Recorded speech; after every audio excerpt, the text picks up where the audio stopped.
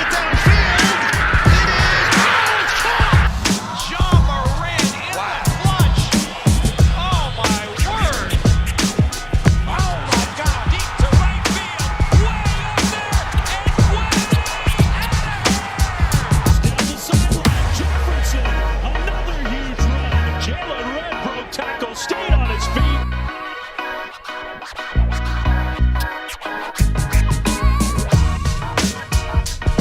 What's happening, everybody? Blake Neiman at you here again, and the boys basketball team here in Philomath struggled at the end of this week, dropping 2 straight games, their first losses of the season.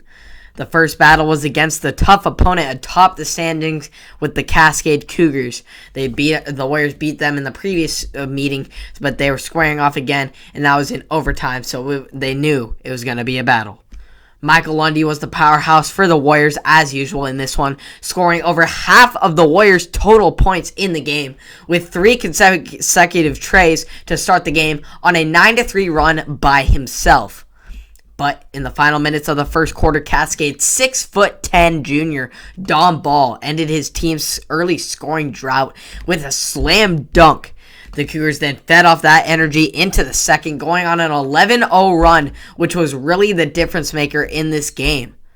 The Warriors trailed 27-18 at halftime, and the Cougars led by as much as 14 in the third quarter, seeming to pull away in this one. But the Warriors regrouped and fought back hard on a 10-0 run in which Lundy scored 7 of the 10 points to open the fourth quarter and cut the deficit to just 1 with 2 minutes remaining.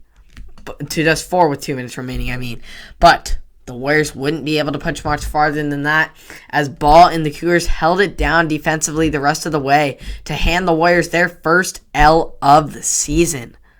The Warriors couldn't dread this one for too much and too long, as they had to come right back on Friday night and head to Sweet Home to take on the always scrappy and physical Sweet Home Huskies.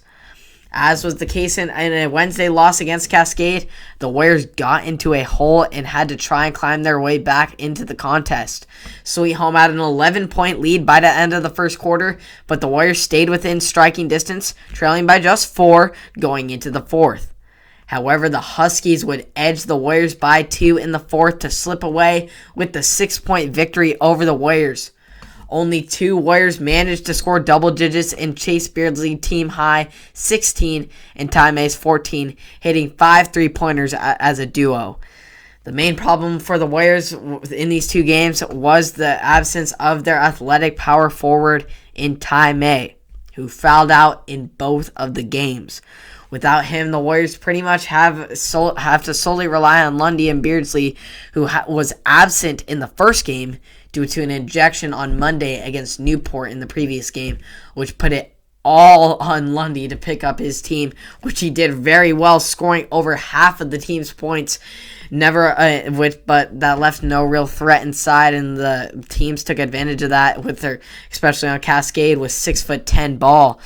They just forced some sloppy shots, turnovers when the guards tried to do too much, and more Warriors just need to find their ways to connect with and create their own shot to take some of this extreme load off of Lundy, Beardsley, and May, so that more of this team can just fulfill their role, do their job, and step up and live up to the moment, because these guys aren't getting too much help. When one player scores over half your team's points, other players have to get involved, and there's a problem there. So hopefully they can get it fixed. Hopefully get more guys will live up to the challenge and step up their game to really get involved. And when only 2 Warriors scoring double digits, that's not too great of a sign that there will be a victory in a tough Oregon West Conference battle. So they will improve. Players need to step up, or it's going to be a rough end to the league season, as all of the league games going forward are league games that will count on the record. The previous ones did not count. For some reason, they did not count the league games due to SAA, because I guess they can only have 6 games in the season on record in the standings. So the Warriors are currently 0-2 in league. So not actually the Cascade one, I believe, did not count. The Sweet Home one did not count as league games, so they are 0-1 currently in league. So not a good start, which puts them last. So they will definitely need to win out if they want any chance at winning this Oregon West Conference title. Hope you all enjoyed. Hope the Warriors can improve. Make sure to come out and support them when you can. And I'll see you all next time.